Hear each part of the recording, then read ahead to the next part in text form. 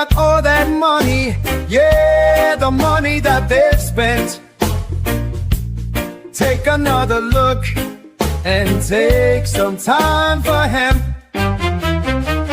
Don't cut trees for paper, 'cause it hurts the environment. Stop deforestation, yeah, it's time for hemp. Yes, it is. It is time for hemp. Thank you for tuning in to the big broadcast. I am your host, Casper Leach, and we are focused about the need to end cannabis prohibition all around the world. And we would appreciate it if you shared it with your friends, because that's how we get found around the internet. And don't forget, anytime you hear the word joint on the big broadcast, we ask that you hit your pipes, your bongs, your vaporizers, and of course, take time for hemp. People wonder, why do I pound that into the ground?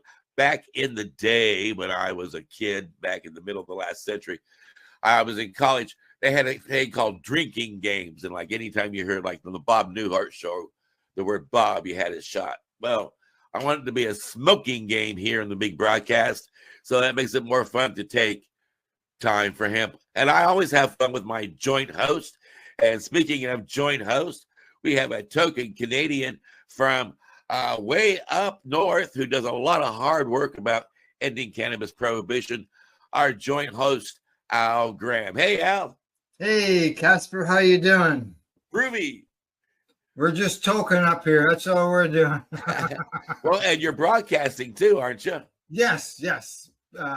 People advocating cannabis education. You'll find the PACE network at paceradio.net, and we cover cannabis as well as psychedelics. Groovy. And we've also got another groovy joint host on the big broadcast, only he's the smart one. He knows how to put words together and put them in a thing called a book. And there are some schools that still use these things. And I encourage you to get this one, and that is Al Byrne. Hey, Al. Good afternoon, gentlemen. Thank you for waving my book around. Yeah, bad statistic. I found out from my publisher that only 30% of high school graduates ever read a book again after graduation. Wow. And it's not much better for college graduates. Only 40% ever read a book again. Wow. I frankly don't know how anybody learns anything.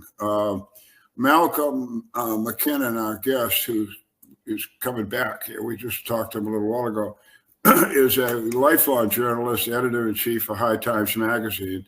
And he just talked to us and said, hell, they don't read books now. They don't even read magazines anymore. So this whole notion of learning, I don't understand why people aren't still curious about knowing more about their lives, the world they live in, whatever. But if you are, and you're a healthcare professional and you're interested in cannabis, or even if you're not, if you're a patient, if you're any kind of a caregiver for a patient, if you're a veteran, if you know a veteran, please read the book.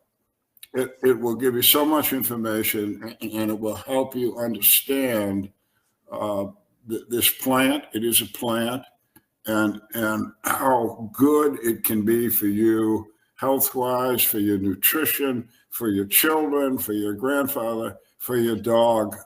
It's really a remarkable plant.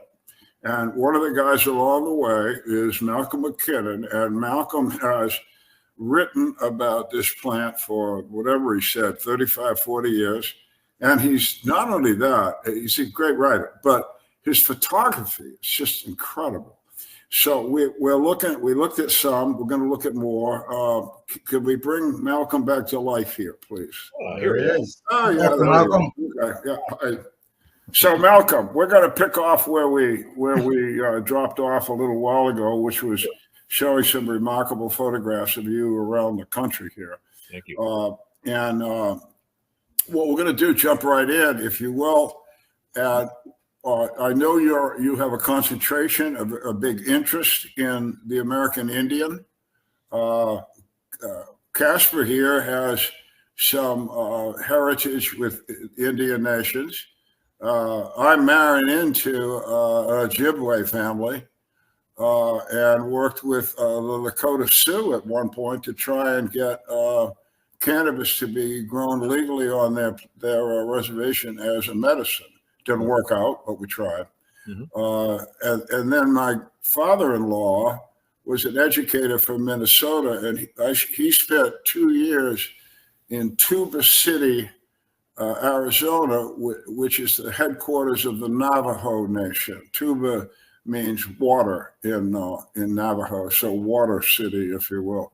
And he spent 2 years there, and I had an interesting observation time there with the Navajo.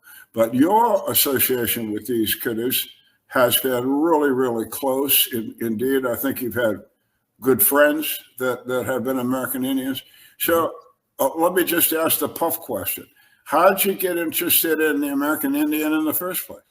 Geez, well, is the real point of entrance. I was invited to a Native American church ceremony in 1990, which is the peyote ceremony, an all-night ceremony.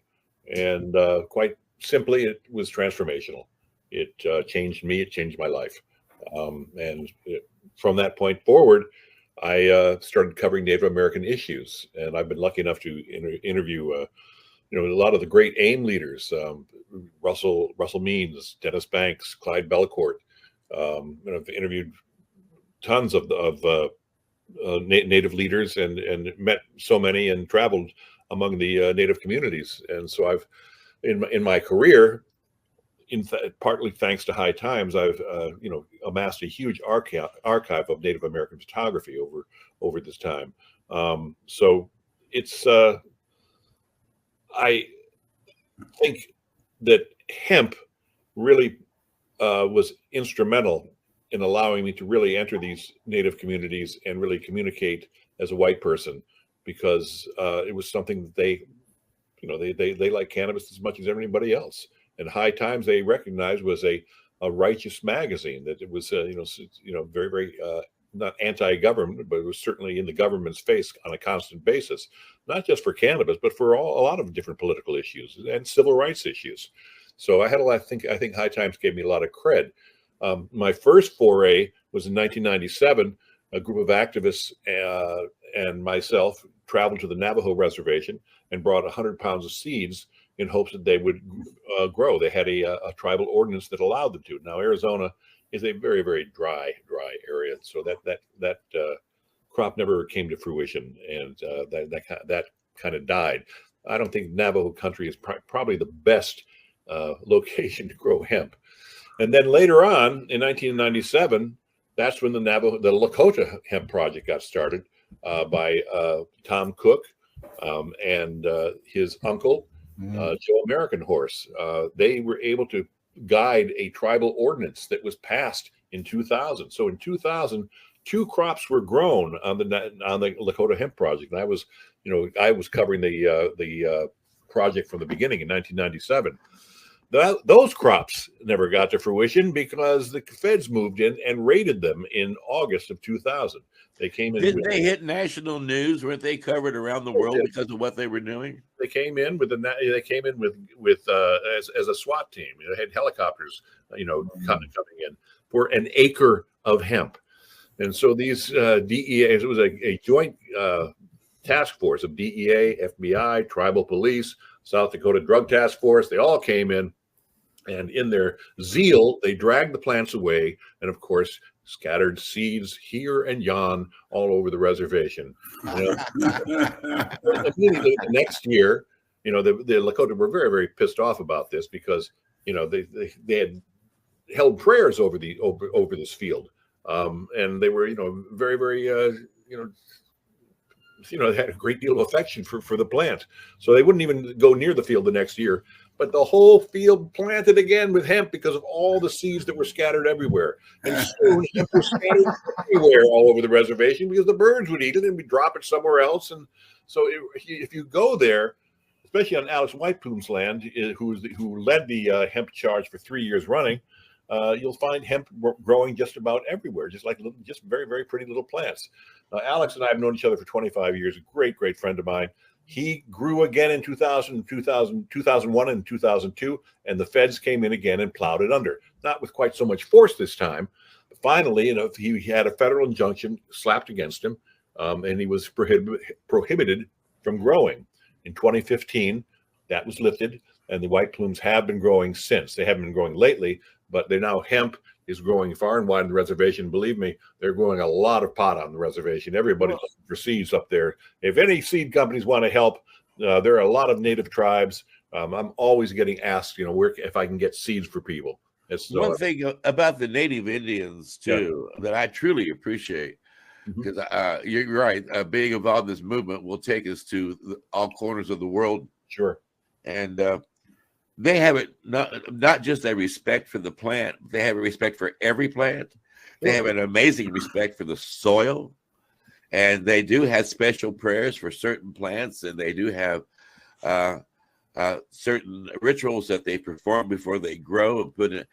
Why did you talk about some of that? Because it is just a really an amazing journey that they take from seed to harvest with their prayers and their love for the land. Well, when the projects got underway, both the Navajo Hemp Project and the Lakota Hemp Project, it was more about tribal sovereignty. That's what they talked about. If we can build an economic base of hemp, maybe we can pull ourselves out of poverty. So it was much more that they were looking at. Yes, they did extensive prayers. They did ceremonies over the plants. They had very, very moving ceremonies, and they really hoped for the best. This is 25 years ago. As a side note, on the day that Woody Harrelson was acquitted for growing 4 hemp seeds in Kentucky, that was the day that the feds chose to raid Alex White Plume's crop. Now, do you think that's cool? Oh, wow. What a coincidence. Yeah, really. That's something else.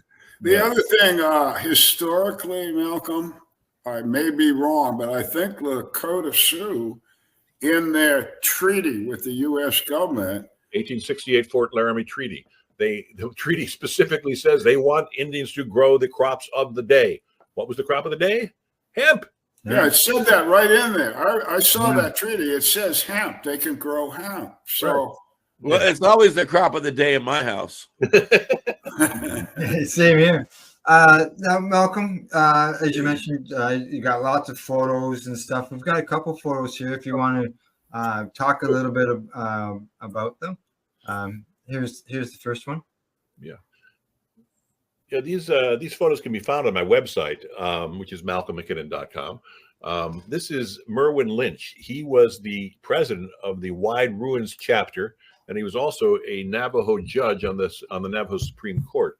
So this is the day that we brought the 100 pounds of seeds to the reservation. This was by March of 1997. And so I asked him to pose in the field where the hemp was planted, and I got this wonderful shot here. Nice. Okay, and there's one other photo that I'm going to bring up, and I hear a kitty. Yeah, he's being a pest. What? That's okay. We like critters. Yeah. He wants this. Okay. There you go. Here's the picture. This is Joe American Horse in the headdress. He is the uncle of Loretta Afraid of Bear Cook. She's Tom Cook's wife. So they were really growing, planting the seeds by hand, and they were praying over them. And so I had a wide angle lens, and I didn't think this was going to do anything, but I just kind of walked right up to Joe. He didn't even know I was taking the shot, and got this, and it's made the cover of the Native Americans Journal, which is like most magazines, no longer publishing. Yeah, I was very, very proud of the shot. Joe American Horse is a former tribal president, so you can imagine the kind of credibility that this project had. People. Yeah. There had some major leaders behind it. Alex White Plume was also a tribal president for a year, very well known throughout the reservation. So. Yeah. So this fella here and his daughter are Lakota. His niece, yes. Both his niece. Okay, but Lakota Sioux. Okay. Yeah. That's Loretta Afraid of Bear is her maiden name. And Joe American Horse, as I said, is a former tribal president and the uncle of Loretta.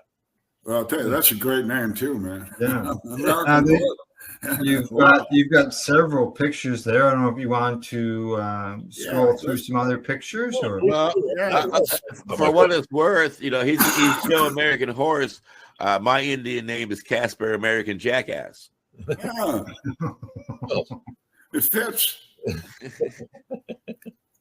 Okay, there we go. This is your page. I brought it back to the top of the page so everybody can see the top of your page there.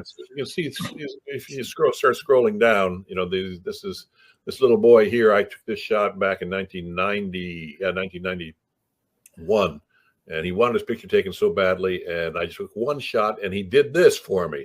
Yes, put his arms together and looked like this. He looked like a chief, 3 years old. Yeah, a serious little guy, man. Yeah. Now this is at Wounded Knee. If you just go back down here, this was on the 25th anniversary of the Wounded Knee takeover, which happened in 19. Wow, that's historic. Yeah, so I was up on the Wounded Knee Hill, and I got this shot. It just happened to, things happen to the photographer. You got to be there. Not only that shot historic, but the people that are in that shot. Now, this is Wounded Knee itself. It was the 3 teepees. Right. I mean, they were heroes. Yeah. One of the saddest things that just happened. The Wounded Knee massacre was indeed a massacre where as many as 300 to 350 men, women, and children were killed by the U.S. Army. Yeah, so these are I love shooting the people themselves. This woman right here coming up here. I mean, just the classic Indian face here. Her name is Leola One Feather. Good friend. Love talking to her. She's got so much history at the touch of her fingers.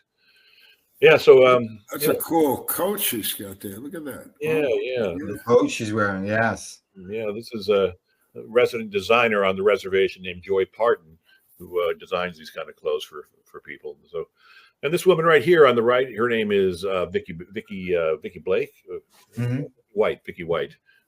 She also has a history that her name is also Iapatia Lee, if people who might know who that is. She's quite beautiful. She's beautiful. Yeah, so this guy right here, he's doing prayers at Niagara Falls. This is the Tuscarora Indians. Their name literally translates to people of the hemp. And I did a couple features on this these guys. They insisted that the people of the hemp meant marijuana and all things hemp. Right. Unfortunately, there isn't a lot of evidence that hemp was here native to the North America prior to Columbus's arrival. So this is, in dispute, whether hemp or cannabis is really part of their heritage, but they certainly are. Whatever hemp meant back then, it could have been burdock, could have been a number of plants back in the 1500s were misidentified as hemp. Well, I got to toss out here as well, while we're looking at these beautiful photographs. I can only imagine that the time that you spent with these people is the time that you treasure. And as a photographer, especially from back in the day, long before people had cell phones and did a lot of, today they photograph what they eat at McDonald's, but I know. You've got all these great photographs that when you look through them, they've got to just stir up ghosts from the past, memories that have been, where you can almost just, like, so vivid, you can almost touch that tree, almost remember being there with those people. Every picture has a story. Correct. Song goes. These two guys, this was in Havasupai Canyon. They were, this is a tribe at the bottom of the Grand Canyon. And actually, if you go there, you can visit this place. It's just absolutely gorgeous. The Havasu Falls. Absolutely. I mean, if you Google Havasu Falls, you find out you can actually camp there. It's a wonderful place. People are very, very open, and they, of course, they depend on tourism for their sustenance. I always like this right here. Just you go back up here. This guy on the right here, that's Percy Whiteplume, and Percy Whiteplume was in Dances with Wolves. He was the guy. Oh, okay. He was the one who found the hat on the prairie, and Kevin Costner says, "That's my hat. That's my hat."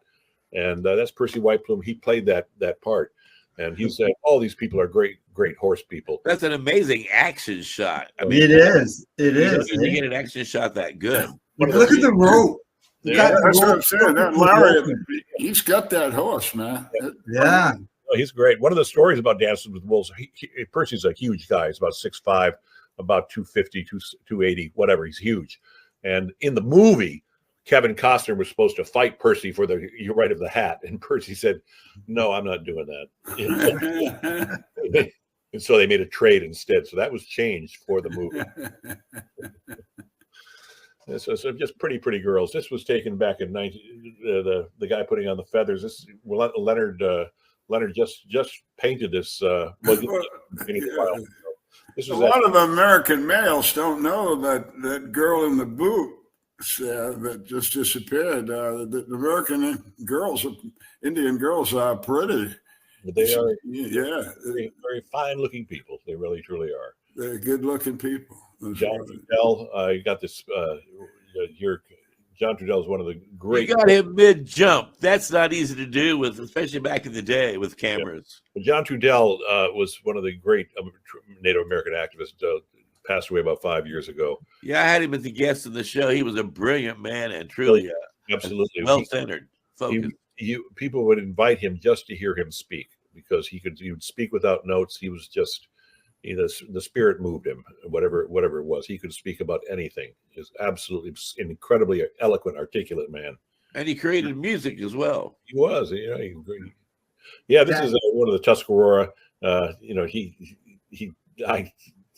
I found the battle axe. This guy wanted his shots taken. He's an MMA fighter, Brian Dubuque. I like the way the sun's popping out from that tree. That looks. Yeah, we shot this over and over and over and over. I was trying to get the sun behind him like that. So, nice. He was into it though. Well, this should make you laugh. That looks so good. I would think it was AI. I like this one with the Indian with the kitten. This kitten was crazy while we were there. It was a crazy kitten. Yeah. So Leonard Peltier, of course. That was one of my highlights of my career. I visited him in prison, and he painted about 13 different. Used my photos to do about 13 different pieces of artwork, and I'm very, very proud of that. Leonard, if you you'll see these side by side photos coming up. He's like this one right here. Exactly. So I'd send him photos in prison, and he'd turn out these paintings. They're on my website. A few of these are on the website right now, so you can see these. Very talented. Malcolm, give him a little background about who Leonard Peltier is and why he's in prison. The people have to understand what things were like on the Pine Ridge Reservation in 1975. It had the highest murder rate per capita in the country. You had the traditional Lakota being facing off against the tribal authorities, which were known as the Goons, guardians of the Oglala Nation. There was open warfare happening on the reservation. Leonard Peltier was part of AIM, and there were AIM encampments on the reservation who were protecting traditional Indians. On the morning of June 26th, 1975, two FBI agents rolled up on the camp. The Indians thought that these were the Goons rolling up and not FBI people, and all hell broke loose in a firefight, and the two FBI agents were killed. Leonard Peltier and the group of Indians escaped. He was captured later. Two of the people were acquitted in the first trial. Leonard, however, was railroaded by the government and was just released from prison after 48 years in prison. As he was an innocent man. It was considered a complete miscarriage of justice. Many world leaders came to his defense. Finally, Joe Biden released him, pardoned him in January of this year. Wow. Yeah, so what a past. What a history. Yeah, so he's now in North Dakota on his reservation. He's about 80 years old. He's not in great health, but he's finally out of prison. And visiting him in prison was really truly a great moment in my life. Well, his art is certainly impressive. Yeah, he got very, very accomplished behind bars. And he's blessed to have someone like you to carry his story forward so others can learn about it. He's got a tremendous amount of artwork. I'm happy that he chose some of my photos to do, because he did a wonderful job. It's a part of my legacy now. It's as I say, I've been very fortunate. High Times facilitated my career, is all there is to it. I have all kinds of photos, from celebrities to landscapes, scenics, everything you can find on my website. And I'm pleased that people find so much enjoyment in looking at the shots, because it's and the book has your narrative on the photos. Is that correct? So this is the book. I'm right here, Hot Shots. There you go. High Times photographer, and there are 330 photos in this book, ranging from High Times covers, centerfolds, the leaders of the movement, the icons of the movement: Jack, Dennis Barone, Lester Grinspoon, Tommy Chong, Cheech and Chong, all the people that I photographed. It's huge. And here at the very end of the book, I want to just mention this one thing. I think that I am the first person to buy legal marijuana in the U.S. That's me, and I write about this. Wow. In 2014, Colorado legalized pot. I was there, and on January 1st, I went to the dispensary down in Pueblo, Colorado, good friends of mine, and I told them to punch up the sale of a quarter ounce of pot at 8 o'clock. So 7:55, we put it in. We just waited until 8 o'clock in the morning. We went bang at 8 a.m. That made me the first legal recreational buyer in America. Wow. I'll claim, you ought to claim that. I'd claim that until somebody says that's not true. But it sounds You don't have a photo? It's good for us. He's got the photo. Come on. I have a photo of the receipt. It's got the whole thing. Yeah, it's good to go. Malcolm, we got to go. Oh, man, it's been great. Time's up so fast. I know, eh? We'll have to have you back, because you have so much more to share. Your history is quite rich, Malcolm. And I can certainly tell you, if you could ever imagine yourself walking into High Times magazine as a young photographer and meeting you now as the editor behind the desk, making the decision to hire you, and what would you do for that conversation? That would be interesting, because you said legacy, and that is the key word to your work. Is you have quite a legacy of information, and I would encourage people to not only learn about your book, but also learn about your history. Thank you so much. Absolutely. Appreciate it. And Al Graham, I can tell you, you've got quite a rich history there in Canada. You've been busy with Treating Yourself magazine and broadcasting radio shows and TV shows and developing new networks. And it's quite an honor to stand in the trenches with you side by side. And I want to let people know that I really love your work. Tell them a little bit more about it before we go. All right. Well, thank you very much for the kind words. Yeah, I'm a former writer for Treating Yourself magazine, as well as Cannabis Digest, a newspaper out of British Columbia that was published by our friends Ted Smith. Psychedelics and cannabis education, there's news. The Pace Network has patient stories, psychedelics, cannabis, and we broadcast 7 days a week, and you can catch Time for Hemp every Friday morning at 10 a.m. Oh, groovy. And Al Byrne, I do admire your work and your path and the history that you have with this movement. You're one of the founding fathers in a lot of areas, from normal to Patients at a Time to even media presentation of the material. And I love having you as part of our team. Thank you. It is a good team. I think of it as the Green Geezers. And get his book. It's a groovy book. Yeah, it's an excellent read. Written by one of the Green Geezers. Yeah, that's what we are. We're old dudes, but just like Malcolm here, we have a lot of knowledge. We have a lot to say, and that knowledge and that history will turn out to be very, very important, whether you're an activist, an advocate, a patient. Having that history, knowing the right answers to the questions, guys like us have it, and we're trying to give it to you. And Malcolm MacKinnon has done a wonderful job of expressing a lot of that knowledge through his photography. It's its own world that he created, and it's a beautiful world.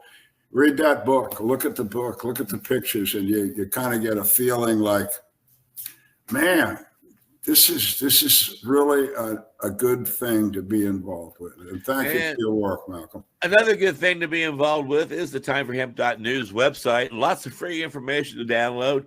And it's we want you to not only download it, but share it with your friends. That's why we put it up there for free, because we think it's important that the whole world knows that it really is time for hemp.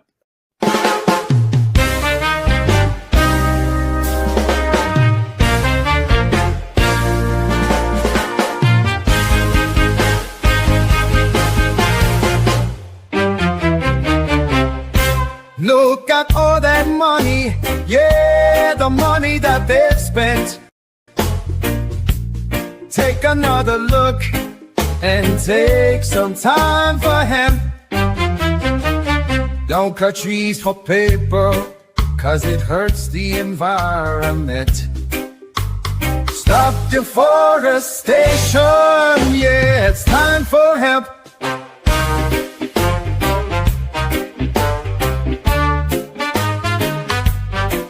Well, an acre of hemp makes 20 barrels of oil. No need for pesticides to poison all our soil. People got no food, they got no clothes, they got no rent.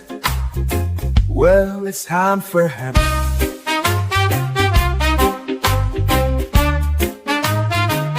Throughout Earth's history, hemp has been used, no mystery.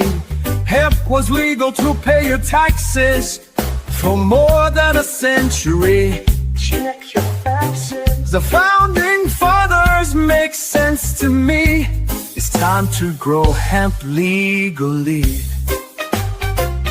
Think of all its uses. It's money that's well spent. Right now, no excuses. It's time for hemp. Sustainable green industry, that's our intent. A better place this world will be. It's time for hemp. Fuel and food and clothes and soap, housing, cars, yeah, cars, no joke. Henry Ford built a car of hemp. It's time for us to do it again. People be employed with balanced farming as it's meant. Right now, it's time for hemp. Hemp is a true necessity for the wealth and protection of this country. These are words of Jefferson Thomas. He grew hemp, why not us? It's time to lift the hemp band. It's time to lift the hemp band. Yet we can. I know we can make a difference. Yes we can, yes I know we can. And we can work together and lift the hemp band. Look at all that money, yeah, the money that they've spent. Take another look and take some time for hemp. Don't cut trees for paper, 'cause it hurts the environment. Stop deforestation, yeah, it's time for hemp.